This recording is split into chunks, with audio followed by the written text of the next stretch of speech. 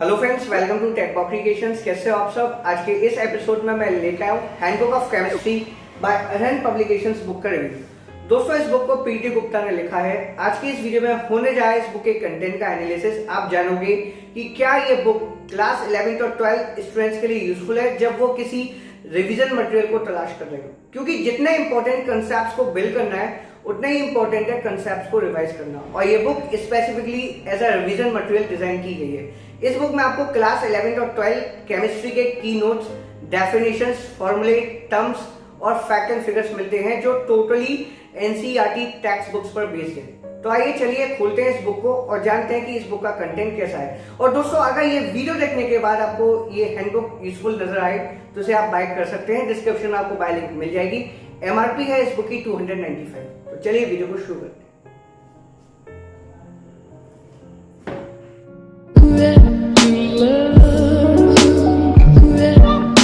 दोस्तों, अरहंत की handbook series में टोटल 4 बुक्स आती हैं। Handbook of physics, handbook of mathematics, handbook of chemistry and handbook of biology. तो हैंडबुक ऑफ बायोलॉजी का रिव्यू मैं ऑलरेडी कर चुका हूं। अगर वो वीडियो आपने अभी तक नहीं देखी है तो सजेस्टेड है, मैं आपको उस वीडियो की लिंक मिल जाएगी। आप उस वीडियो को भी देख सकते हो, जान सकते हैं कि बायोलॉजी की हैंडबुक में आपको कंटेंट कैसा मिलता है। बात रही फिजिक्स और मैथमेटिक्स की हैंडबुक की, तो उनका भी रिव्यू आपको जल्द मिलेगा। फिलहाल हम देखते हैं केमिस्ट्री की हैंडबुक को। जैसे मैंने आपको बताया कि इस बुक को लिखा है पीटी गुप्ता ने और सपोर्ट किया इस बुक को सलेहा खान और शाहना अंसारी ने।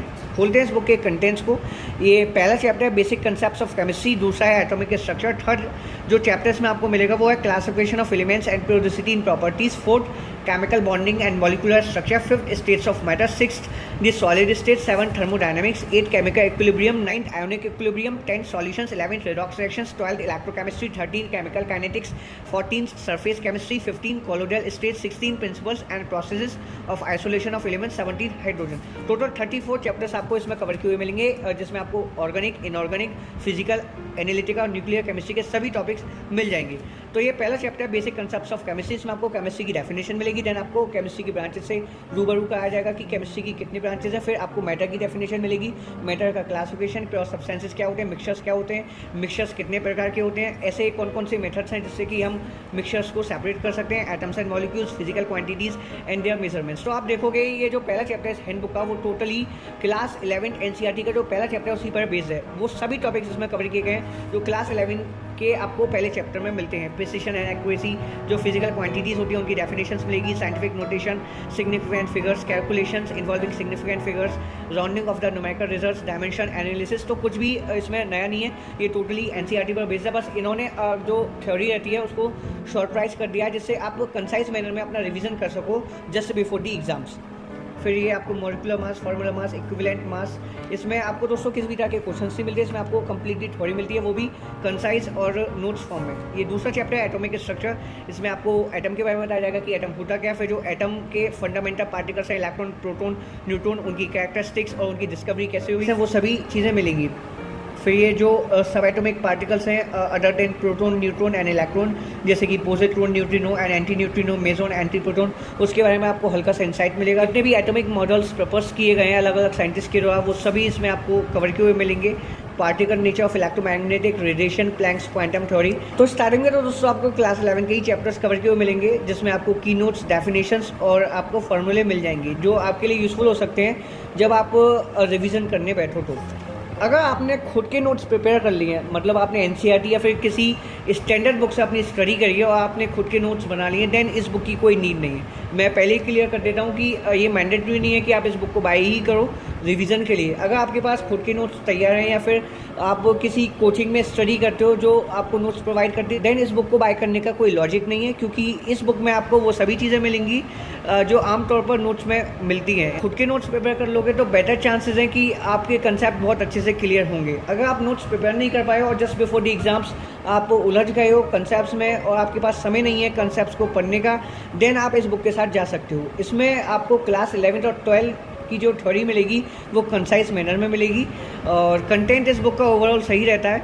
बात की जाए इस बुक की यूज़फुलनेस की from JEE and NEET point of view, तो मैं नहीं समझता कि ये बुक इतनी यूज़फुल होगी, क्योंकि इसमें ना तो आपको किसी भी तरह के न्यूमेरिकल क्वेश्चंस मिलते, ना ही कोई भी एक्सरसाइज मिलती जिसके थ्रू आप अपनी प्रैक्टिस कर सको। इस बुक के थ्रू केवल आप अपने कंसेप्ट रिवाइज कर सकते हो, और जो कंसेप्ट रहते हैं वो टोटली एनसीईआरटी बेस्ड रहते हैं। जैसे मैं आपको स्टार्टिंग में बता चुका हूँ, आपको थोड़ी एडवांस स्टडी करनी होती है जेई मेन और एडवांस के लिए, या फिर मैं कहूँ नीट के लिए एक घड़ी इफ़ेक्टिव साबित हो सकती है, लेकिन इंजीनियरिंग एंट्रेंसेस के लिए इतनी इफेक्टिव प्रूव नहीं होगी, क्योंकि उसमें आपको न्यूमेरिकल पोर्शन पर ज़्यादा फोकस करना होता है। हालांकि नीट में भी न्यूमेरिकल पोर्शन से भी अच्छे खासे क्वेश्चंस बनते हैं, लेकिन जब आप कंपेरिजन करो इंजीनियरिंग एंट्रेंसेस से, तो न्यूमेरिकल पोर्शन का वेटेज ज़्यादा रहता है as comparison to theoretical portion. तो इस बुक में आपको कंप्लीट थ्योरी मिलेगी, जो कि एनसीईआरटी टेक्स्ट बुक पर बेस्ड है, किसी भी स्टैंडर्ड मटेरियल पर बेस्ड नहीं है। इसमें आपको कोई भी एडवांस इन्फॉर्मेशन नहीं मिलती। ये 15 चैप्टर है इस बुक का, कॉलोइडल स्टेट। आप देख सकते हो इस बुक को अपने एकेडमिक एग्जाम्स के लिए, जब आपको लगे कि आपके कंसेप्ट इतने अच्छे से क्लियर नहीं हो पाए और आप अपने नोट्स तैयार नहीं कर पाए हो, या फिर आप किसी भी तरह की कोचिंग नहीं ले रहे हो, आपके पास किसी भी तरह का सपोर्ट नहीं है, देन ये बुक आपके लिए काफ़ी ज़्यादा यूज़फुल प्रूफ हो सकती है। और क्लास 11 में तो मैं आपको रिकमेंड करूँगा कि इस हैंड बुक को आप बाय करने की गलती ना करें।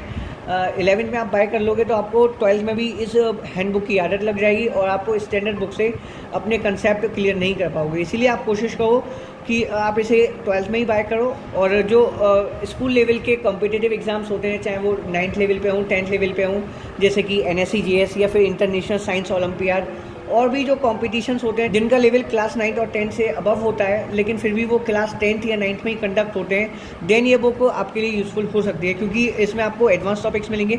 और एडवांस ऐसा कुछ नहीं होता, बस आपको हायर क्लास की रीडिंग करनी होती है। तो इसमें जाहिर सी बात है, जब 11th और 12th के टॉपिक्स कवर्ड हैं, तो ये बुक आपको 9th और 10th में भी यूज़फुल हो सकती है। लेकिन आप इस बुक के थ्रू अपने अकेडमिक को ना बिगाड़ें, क्योंकि बहुत से क्लास 9 और 10 के स्टूडेंट क्या करते हैं कि इस बुक को ले लेते हैं या फिर इस जैसी किसी हाई लेवल की बुक को बाय कर लेते हैं, और अपने अकेडमिक पर इतना ध्यान नहीं देते, कंपटीशन के चक्कर में पड़ जाते हैं और अपने अकेडमिक को भी बिगाड़ लेते हैं। दोस्तों, अगर आपको लगता है कि आप क्लास 9 और 10 के सभी टॉपिक्स क्लियर कर चुके हो, आपका अकेडमिक बहुत स्ट्रॉन्ग है, तभी आप कंपटीशन की प्रिपरेशन करो। आप ये ना सोचो कि मुझे एकेडमिक के लिए भी पढ़ना है, हालांकि मेरा एकेडमिक पोर्शन इतना अच्छा नहीं है और कंपटीशन भी मुझे क्रैक करना है, तो ऐसा नहीं हो पाएगा। कुछ स्टूडेंट्स ये भी पूछ रहे थे कि क्या ये हैंडबुक ऑफ केमिस्ट्री NTSC यानी कि नेशनल टैलेंट सर्च एग्जामिनेशन के यूज़फुल हो सकती है।